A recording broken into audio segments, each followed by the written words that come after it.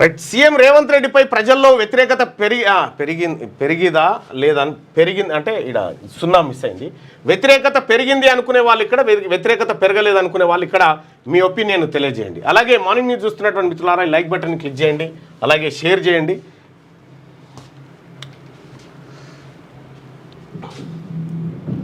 CM Revanth రెడ్డిపై ప్రజల్లో వ్యతిరేకత పెరిగిందా లేదా, వ్యతిరేకత పెరిగింది అనుకునే వాళ్ళు ఇక్కడ, వ్యతిరేకత పెరగలేదు అనుకునే వాళ్ళు ఇక్కడ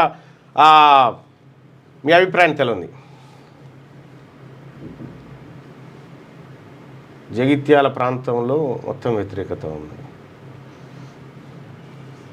ప్లానింగ్ లేని సీఎంకు ఈ పరిపాలన ఈ వ్యవహారాలు తెలివి. ఆయనకు తెలిసిన రంగం వేరే.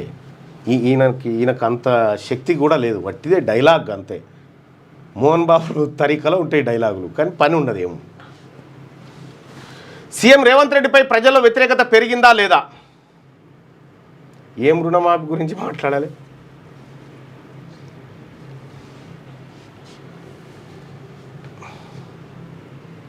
నూటికి 80% మంది వ్యతిరేకత పెరిగిందని చెప్తా ఉన్నారు. ఇక ఇప్పుడు లోకల్ బాడీ ఎన్నికలకు చాలా అద్భుతాలు చూస్తాం. కాంగ్రెస్ పార్టీని ఖతం చేసి పెట్టిండు, అయిపోయింది. మళ్ళీ కూడా ఓటేయకుండా నేను కాంగ్రెస్ అని కాదు, అదో పార్టీనా, నేను పక్కా బీఆర్ఎస్. పటాన్చేరు ఎమ్మెల్యే మైపాల్ రెడ్డి డంప్యార్డ్ సమస్యపై తనను కలిసిన గ్రామస్తులపై ఎమ్మెల్యే మండిపాటు. ఆయన అభ్యంతరకర వ్యాఖ్యలు సోషల్ మీడియాలో వైరల్. నా వ్యాఖ్యలు వక్రీకరించారని ఎమ్మెల్యే. వాళ్ళు వచ్చారు వీళ్ళు డంప్యార్డ్ వాళ్ళు వచ్చారు. గూడెం మైపాల్ రెడ్డి ఓపెన్గా చెప్పేసిండు కాంగ్రెస్ పార్టీని దౌడల పార్టీ అని చెప్పేసిండు. వాళ్ళు డంప్యార్డ్ మా తాన పెట్టొద్దని చెప్పి వాళ్ళు చెప్తా ఉంటే ఇగో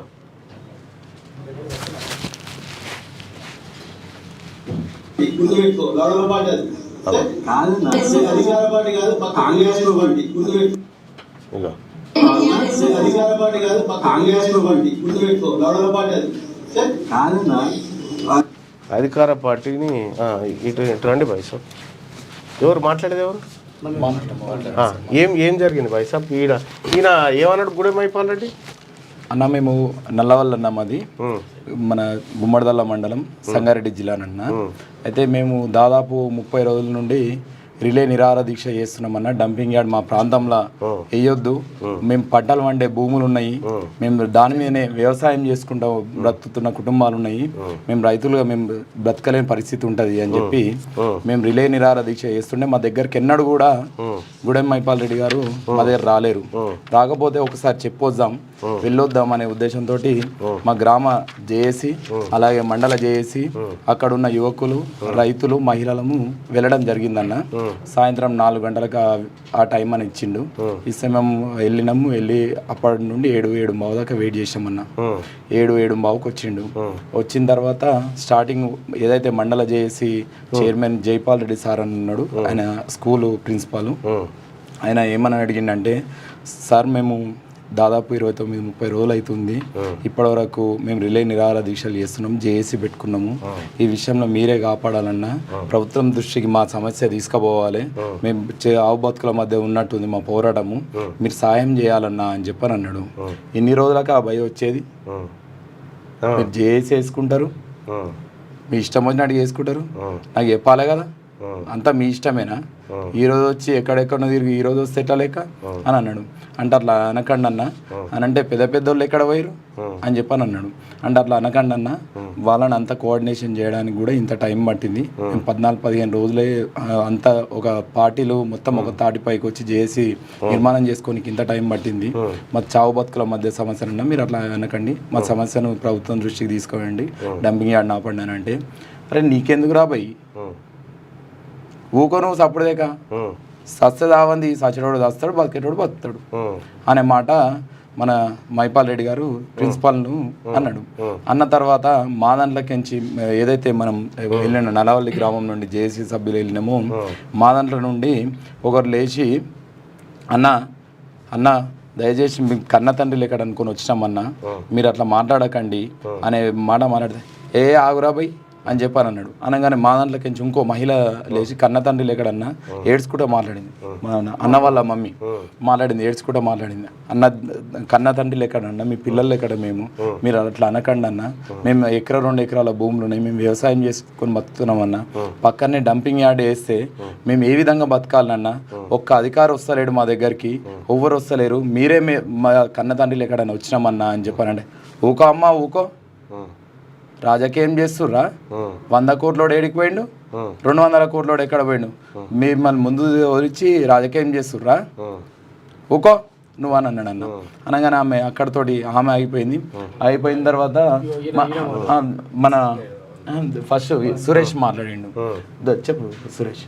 ఆయన మాట్లాడేది యాక్చువల్ ఏమైందంటే ఒక అతను మా దాంట్లోకి లేచి అడిగిండు, ఏమనంటే మీరు అధికార పార్టీలు ఉన్నారు కదా, మీరు సీఎం గారి దృష్టికి తీసుకెళ్ళండి. అదే ఎమ్మెల్యే గారు ఏమన్నారంటే అయిపోయింది, దాని పని అయిపోయింది, మన లిమిట్ దాటిపోయింది, అది ఆగదు అని అన్నాడు. అంటే మీరు అధికార పార్టీలు ఉన్నారు, ఇప్పటికి అయిపోలేదన్న, మీరు సీఎం గారి దృష్టికి తీసుకెళ్ళండి అని అన్నాడు. అంటే అప్పుడు ఈ మాటలు మాట్లాడండి. ఇంకా మాకు ఎన్ని రోజులకు వస్తారా, అది కాదు ముందే రావచ్చు కదా. కాదు అధికార పార్టీలో లేనని చెప్పిండా. ఆ మాట చెప్తాడు కరెక్ట్. ఏందనంటే ఏమన్నాడు, ఒక్కడే ఇదే మాట అన్నాడు అన్న,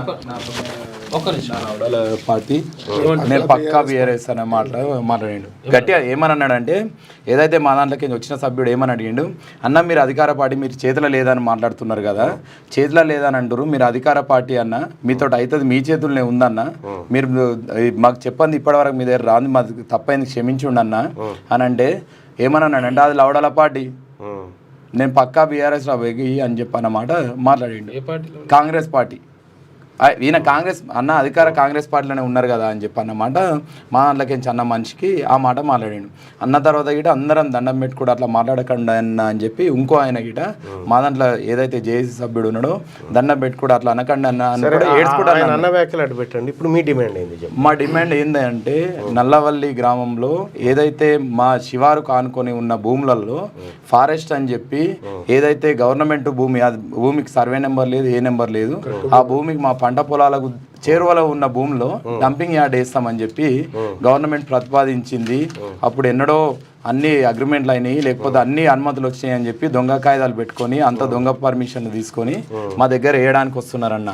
ఈ పనులు రాత్రికి మమ్మల్ని అందరిని అరెస్ట్ చేసి రాత్రి 12 గంటలకు 1 గంటకు అరెస్ట్ చేసి మొత్తం భయభ్రాంతులకు గురి చేసి 144 సెక్షన్ పెట్టి అక్కడ రాత్రి లేయింగ్ రోడ్ ఏదైతే దానికి కావాల్సిన రోడ్ ఉంటుందో ఫారెస్ట్ లకి రోడ్ వేసిర్రు అన్నట్టు.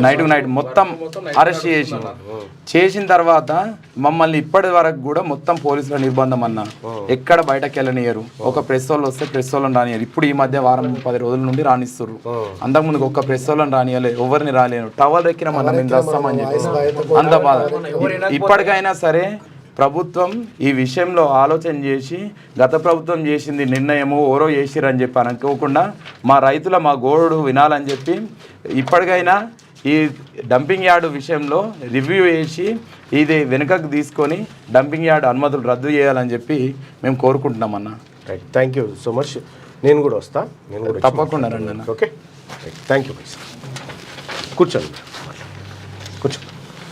రైట్, అది వీళ్ళ విలేజ్లో డంపింగ్ యార్డ్ ఎట్టి పరిస్థితిలో వేయొద్దని చెప్పి ఆ గ్రామస్తులంతా గత కొంతకాలంగా నిరాహార దీక్షలు చేస్తూ ఉన్నారు.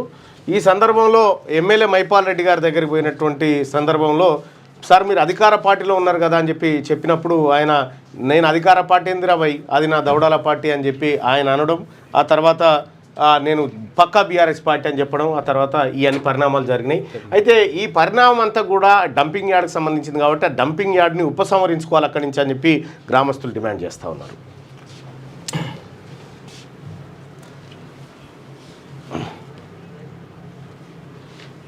ఇదే దాన్ని నా వ్యాఖ్యలు వక్రీకరించారని చెప్పి చెప్తా ఉన్నాను. సోషల్ మీడియాలో వక్రీకరణ ఓపెన్ సాక్షులే, ఇప్పుడు ప్రత్యక్ష సాక్షులు చెప్తారు, సాక్షులు ఉన్నారు. లేటెస్ట్ న్యూస్ తెలుగు మరియు ఇంగ్లీష్ అప్డేట్స్ కోసం ఇప్పుడే క్యూన్యూస్ అఫీషియల్ యాప్ ని ప్లే స్టోర్ నుండి డౌన్లోడ్ చేసుకోండి. సరికొత్త సమాచారాల కోసం క్యూన్యూస్ వెబ్సైట్ ని ఫాలో అవ్వండి. ఛానల్లో ప్రాంతీయ, జాతీయ, అంతర్జాతీయ వార్తలు వీక్షించండి. లైక్ చేయండి.